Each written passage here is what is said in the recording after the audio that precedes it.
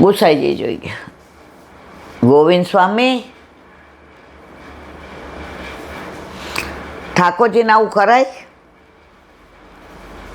એ કે એને 7 મારી ત્યાં સુધી આપને ન દેખાણું કાકાજી, અને મેં 1 મારી તો દેખાણું. પણ આપણાથી મરાય? જે રાજ એમણે મને કહ્યું કે 7 સ્વરૂપ છે મારા, એમાં તને કયું પ્રિય? તો મેં એમને વાગે નહીં, એમના તત્સુખનો વિચાર કરી અને એમનાથી સેજ દૂર એમના ચરણમાં પડે એવી રીતે મારે એને કહ્યું, આપના 7 સ્વરૂપમાં આ સ્વરૂપમાં જ મારી આસક્તિ છે, બીજા શેમાંય નહીં. એમ વૈષ્ણવને પણ આપણા ઘરે આપણા માથે બિરાજતા આપણા ઠાકોરજીમાં જ આસક્તિ હોય. બીજે જઈએ પુષ્ટિ માર્ગે હવેલી, ગુરુ ઘરે ગુરુના ઠાકોરજી બધું, પણ આસક્તિ તો આપણને આપણા ઘરે બિરાજતા ઠાકોરજીમાં જ હોય. તમને 30 વર્ષ પહેલાં ઓલા જેને પધરાવા ગયા ગાડીમાં, તો પૂછ્યું તું, રેખોભાઈ તમને શેમાં આસક્તિ? તો તમે મંદિરના ઠાકોરજીની, કે તમારે હજી તમે આગળ નથી વધ્યા, હજી તમે મંદિરમાં અટવાયેલા છો. તમને જ્યારે તમારા ઘરે તમારા માથે બિરાજતા તમારા ઠાકોરજીમાં આસક્તિ થાય અને બીજા સ્વરૂપ ગૌણ દેખાય, ત્યારે સમજી લેવાનું કે તમારો પૂરેપૂરો અંગીકાર તમારા ઠાકોરજીએ કર્યો છે. કોઈ પણની વાત નીકળતી હોય ને તો આપણને આપણો દીકરો યાદ આવે છે, ગમે એવો નપાવટ હોય. અમેરિકા વયો ગયો હોય, ડોલરીઓ હોય, 25 વર્ષથી ત્યાં હોય, 25 રૂપિયા શું 5 રૂપિયાની પીને ન મોકલી હોય, અને અહીંયા આવે, આ બનાવી દે, આ બનાવી દે, આ હોટલમાં જવું છે, આ હોટલમાં જવું છે, આ લેવું છે. હરામ બરોબર ખિસ્સામાં હાથ નાખે તો. પરંતુ તોય માં કેવી જ ખબર છે, એને ભરેલું માના હાથનું શાક ભાવતું હોય, એ બનાવે ત્યારે 500% એને યાદ કર્યા વિના રહીને. જો ઓલો ડોલરિયો છે, ઓલો ભૂલી ગયો છે. અરે રિક્ષામાં આવે ઓલા દાઢી કરાવીને, વાળ કપાવીને, તો રિક્ષાવાળાને બહાર ઊભો રાખે, એ પપ્પાને 30 રૂપિયા આપજો. આ અમેરિકા, આ કલ્ચર, આ મા બાપની સાથેનું એનું, તો આપણે કરોડો જન્મોથી વિખૂટા પડ્યા છે. તો આપણે ઠાકોરજી સાથે આમ રહેતા એવું નથી લાગતું આપણને? ઠાકોરજી ખોટું લગાડે છે? જેવો છે તેવો છે મારો, બસ.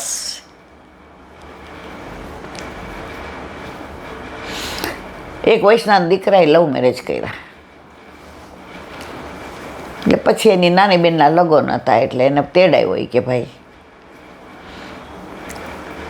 એટલે વહેલા આવ્યા, એટલે ઓલા લાકડા લાડુ ને બધું આપતા હતા. લોલાએ પૂછ્યું કે તમારા દીકરા કેટલા? એ કે આમ તો 4 છે, પણ હું 3 જ માનું છું, એકને મરી ગયો માનું. એ કે હે? એ કે એણે લવ મેરેજ કર્યા એટલે હું એવું જ માનું છું એ મરી ગયો છે. ઓલા કે ગમે એવું થાય, છોરું કછોરું થાય, માવતર કમાવતરનું થાય, તમારી જીભ હાલે છે કેમ આવું બોલતા? તો આપણા ઠાકોરજી માં તો હજી આવો દોષ જોયો. આપણા ઠાકોરજી તો ક્યારેય આપણા દોષ સામું જો જુએ તો આપણા ઘરમાં રહીએ. ક્યારનાય પ્રસ્થાન કરી ગયા હોય. આપણે એમને ટુકડે ટુકડે પ્રેમ કરીએ, પણ એમની ધાર એક ધારી છે. જ્યારથી ઘરમાં પધાર્યા મારા વાલા, આપણને મૂકીને એક ક્ષણ માટે બહાર ગયા છે? ના. હવે અહીંથી તને લઈને જ લીલામાં જાઓ, બાકી ક્યાંય જાવ નહીં. જો અહીં બિરાજીને સાંભળે છે ને આમ કરીને હશે જ, તને લીધા વિના હવે ક્યાંય ન જાવ. વલ્લભને વચન આપ્યું છે. તો પુષ્ટિ માર્ગમાં ઠાકોરજી સાક્ષાત છે અને જતાવે છે, બોલતા નથી પણ વગર બોલે. કાલે ઓલા વૈષ્ણવ આવ્યા, આરાધ્યાને ડેન્ગ્યુ થયું એટલે ખબર કાઢવા. હવે આરાધ્ય તો ઉપર, કારણ કે પાછું કોઈનું ઇન્ફેક્શન આ તે ન લાગે. બિચારા 15-20 મિનિટ બેઠા. કેવી સરસ વાત કરી. એ કે મારો દીકરો બિલ્ડર છે,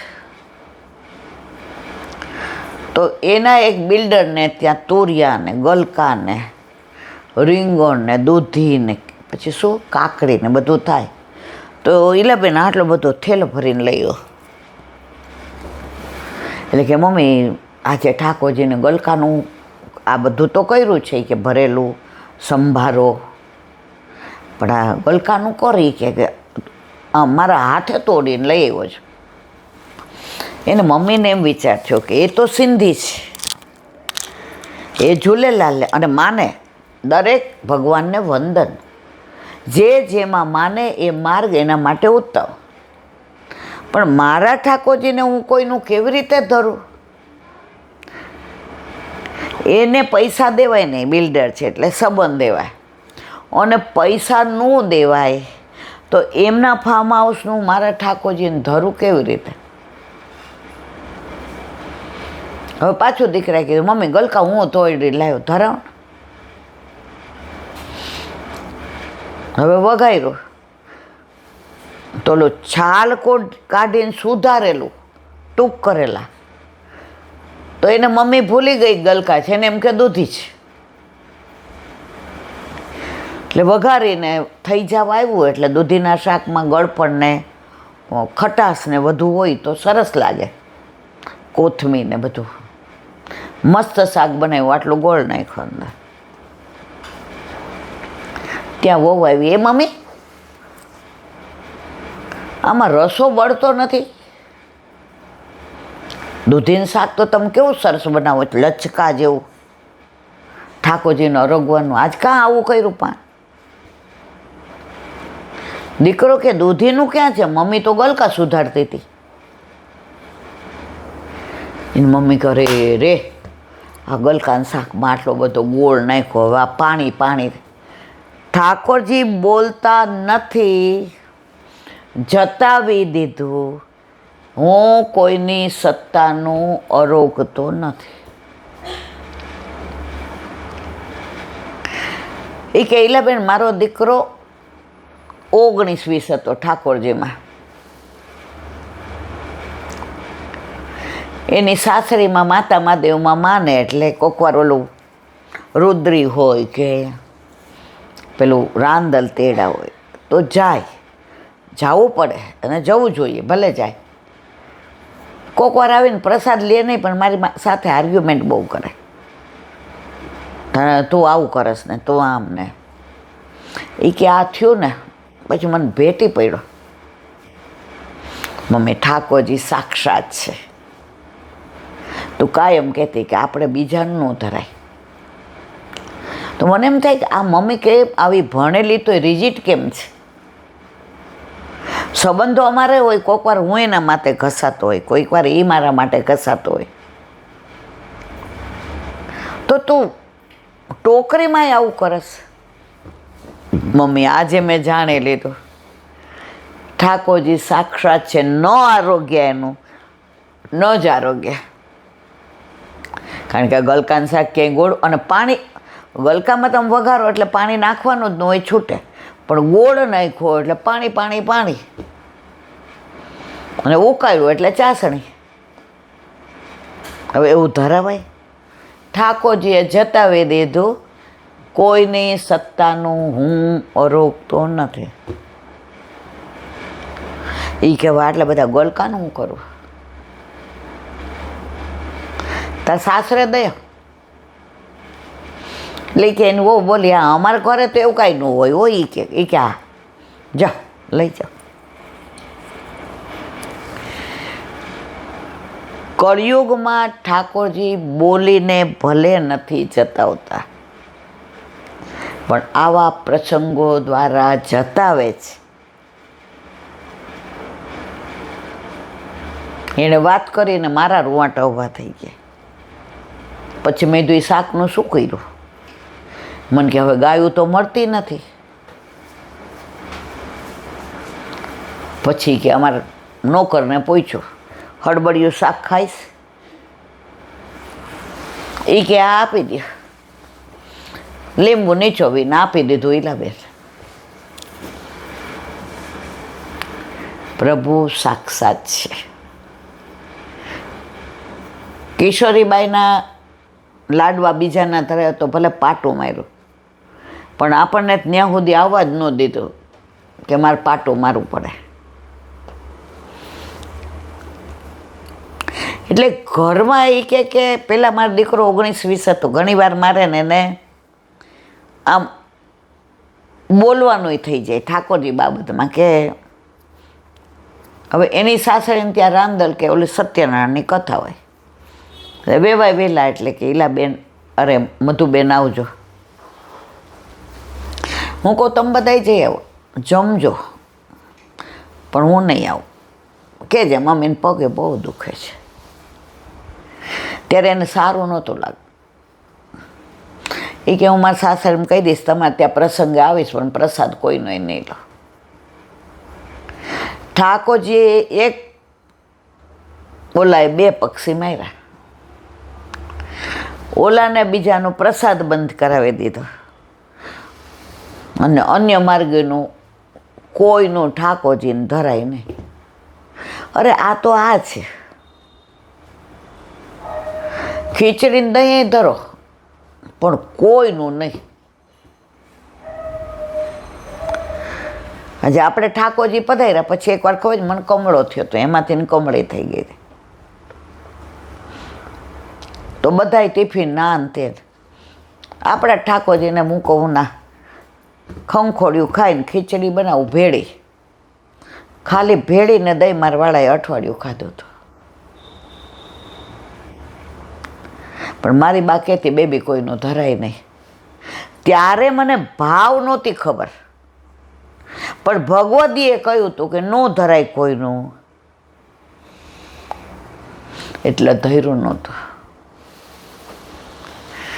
તો આવા તો તમારા ને મારા બધાના જીવનમાં અનેક પ્રસંગ બનતા હોય, પણ સમજ અને વાલે સમજ ગયે, ના સમજે એવો અનાળી હે. ન સમજવું એ શું કહી તો હવે એમની યાર એવું થાય, આપણી યાર એવું થાય. અને સમજીએ તો પ્રભુ સાક્ષાત છે જ, એટલે કોઈનું ધરાય નહીં. અરે તમને એનો એક નાની વાત કરું, સાચી બની ગયેલી. એક માજી હતા, આ સાચી બની ગયેલી હકીકત. એ રોજ કાંતે પેલા તકલીને, રૂની પૂણીને, રેટીઓને, અને એના પૈસા આવે સૂતરના, એમાંથી એનું ને ઠાકોરજીનું ગુજરાન ચાલે. અને એક સાધુ મહારાજ હતા, એટલે રોજ આવે ભિક્ષાન દેહી મૈયા, અને માજી ઠાકોરજીને ધરાવી ગાયનું કાઢી અને સાધુ મહારાજને પધરાવે અને પછી પોતે લે. સાધુ મહારાજની ભક્તિ દિન બથી બઢતી જાય. એ આ માજીના ઘોર સિવાય ક્યાંય મધુકરી કરવા ન જાય, લેવા ન જાય. કોકવાર માજીની તબિયત ના સારી હોય ને માજી કે આજે તો ખાલી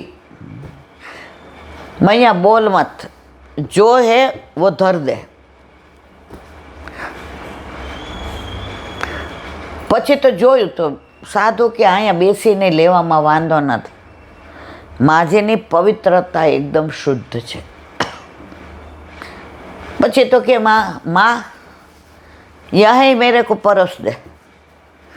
રોજ જે ત્યાં લે, જળ પીએ. સાધુ તો ચલતા ભલા, ન ઊંચું જોવું ન નીચું જોવું, કોઈ આરે સંબંધ નહીં, પોતાની કુટિયામાં જઈને સતત રાધે રાધે શ્યામ મિલા દે, શ્યામ મિલા દે, રાધે રાધે, રાધે રાધે શ્યામ મિલા દે, શ્યામ મિલા દે, રાધે રાધે, રાધે રાધે શ્યામ મિલા દે. આંખો ઉઘાડીએ એને બોલે એટલે લાડલીજીના દર્શન થાય ને ઠાકોરને અને એના મય રહે. હવે એકવાર એવું બન્યું, અમાસનો દિવસ હતો અને આવ્યા, મૈયા આવું કે અંદર? હા આવી જાઓ મહારાજ આવી જાઓ. માજીએ ગાયને ખવડાવીને આવ્યા હતા, જે હતું એમાંથી સાધુ મહારાજને પીરશું. માજી કહે એ જાય પછી હું કણકો લઉં. હવે સાધુ મહારાજ લઈને બહાર નીકળ્યા.